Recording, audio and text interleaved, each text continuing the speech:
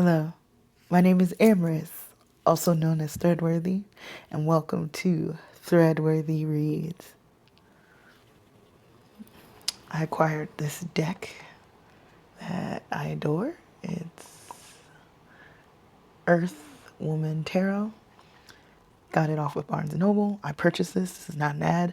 I just like sharing the card decks I get because they're beautiful.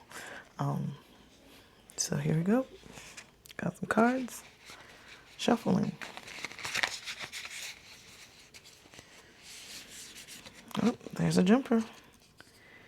It's going to be about creation, studying, cultivating craft.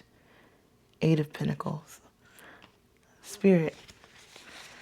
Couple cards about the creative process, the flow of creation, the love of creation, encouragement to create. Just know this is one of the decks that definitely dives more into womanhood. Also may not be, like if you're looking for a deck that is teenager, kid friendly, like just minding that, but that's okay. Teenagers know more than we realize. Am I wrong? Yep, I pulled two cards. I'm gonna pull one more. And yeah, one thing I've been loving about this series is just an opportunity to spend more time with card decks that I love. So two more came out, so we're gonna go with those two. Let's talk about creation, cultivating our craft. We have four cards here. First card. From the Eight of Pentacles, the Seven of Pentacles. And what's beautiful about both of these, the women kind of assume a very similar position where they're looking like they're cultivating their skills. They're surrounded by their skill, their passion, their hobby, their favorite thing. I don't know. I feel the boldness of the attempt of doing the thing. I'm noticing all the leaves, like the plants, the lusciousness of the green, the cultivating and creating energy through it. Also Pentacles, energy of earth. Both of these cards, it feels abundant. So there's like an abundance of creation and art here of like all kinds of possibilities. And yeah, one would be like, is that redundant creation? And it's like, no, it's actually not redundant because each one of those pieces matter in a different way because it captures a different energy at that time. I also love that the power of creation is the power of sowing seeds. You're sowing the seeds for the abundance of your life. You're putting that life force energy into beautiful things that matter to call forth a more abundant and fulfilled life. There's something about the passion and energy of tapping in to letting that come out, flow. I love it. I also like that these are lemon trees are fun. Lemon trees are fun. Typically the Seven of Pentacles is about like the energy of patience, that it takes a long time for like a big tree to grow. So I do find it beautiful that she's like watering a lemon tree, but this lemon tree has already borne fruit. There's like 7 lemons, actually 8 lemons on the tree already, even though it's looking like a baby lemon tree. So all of the steps matter. All the watering matters. Step by step, bit by bit, all of it matters. Next card. I seem to have 5 cards. What if we take energy of stagnancy, of blocks, what it feels like a fence, grabbing one of those wands, not for dear life, but grabbing it and going forward. I love that this calls forth the purple and like the amethyst are even on the wands here. And it's like the ask to even tap into the divine 9, tap into the divine of creation to like download and pull something forth. So I think that's really cool.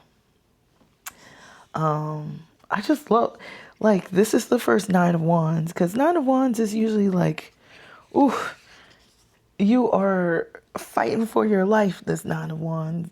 But here it's just like, let's get these wands, these passions anchored into something like a solid foundation. Let the purple, the divinity, the third eye, the intuition guide towards creation and move things forward.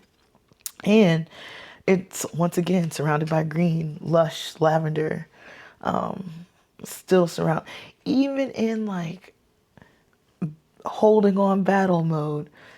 This woman, she's surrounded by flowers. It definitely is a different energy for the Nine of Wands, and I love it. Oh, okay. I want to save that one till the end, but oh, I love that these two came out together, and it looks like there may be some bits I have to cover because YouTube be playing. More purple, so much more purple. Look at the moon. Like, I'm gonna briefly show, like, this is the world card. In other words, the world is filled with creation. The world is creation. The world you make is what you create. And so that's why, like, the power of things like art, music, writing, creating community, creating gardens, cultivating plants, cooking, providing service, caring for the elderly or children, all of this, it brings the power of the world. And it's like calling in, once again, all these cards, I swear, do not have a lush of plants. Or maybe they do. It is Earth Magic, Earth Woman Tarot. But I do think it's powerful that the moon shows up on both. You're seeing the purple divine cosmic intuition in it, and that call to like some of that creation, tap into inspiration of creation. Like, that's really powerful stuff. And may you create, I know there's this, and Elizabeth Gilbert talks about this in the book Big Magic, which is another book, not add here. It's a book I've read, and I actually might do a segment of that on this channel, because this is called Threadworthi Reads, so it's not just card reads. We're going to talk about books. And Big Magic talks about literally the energy of what if you cultivate from your passions from a place of abundance instead of like the starving artist, the depressed artist, the dark artist, which serves its purpose to transmute rough energies for the sake of survival. So we're not going to discount that. But we're also seeing, like, can you play in the realm of creation with the energy of abundance, of connection, and of play? Because maybe more will burst forth from it. It's an idea.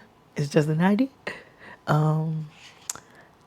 I love that this world card is giving Empress, but like bigger, because she looks like as big as like that volcano in Moana, right? I love these. These are beautiful cards. And then of course 20, numbers 20, 21. So I hope this lifts you and calls you into doing more creation. I know this world is filled with so many, sometimes obligations. Obligations drain.